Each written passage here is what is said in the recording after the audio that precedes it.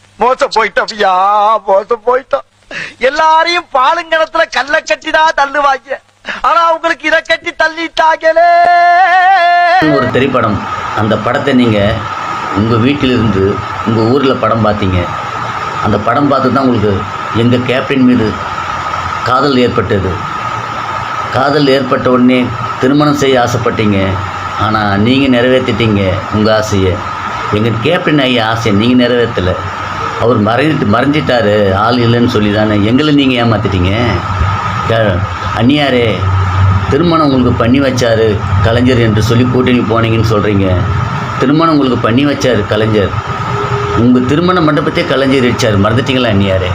அனைத்து மீட்டிங்களிலும் எனக்கு பணம் முக்கியம் இல்லை, மக்கள் தான் முக்கியம்.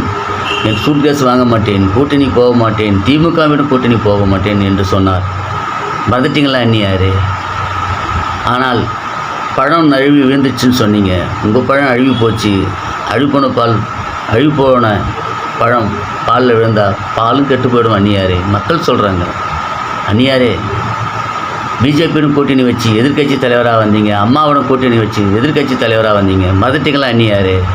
இப்போ எப்படி மனசாட்சி இல்லாமல் நீங்கள் திமுகவிடம் போயிருக்கிறீங்க? எல்லாத்தையும் மறந்துட்டு ஐயா மறைஞ்சிட்டாரு, அதனால் எங்களை ஏமாற்றிட்டீங்களா அந்நியாரே? அந்நியாரே, எப்பொழுதும் அவர் ஆன்மா மன்னித்தாலும் மன்னிக்கவில்லை என்றாலும் விஜயகாந்துடைய கேப்டனுடைய பக்தர்களும் கட்சி தொண்டர்களும் உங்களை மன்னிக்க மாட்டோம். எந்த நாளிலும் கேப்டன் ஐயாவுக்கு துரோகம் செய்ய மாட்டோம் என்று உறுதியளிக்கின்றோம். நன்றி, வணக்கம்.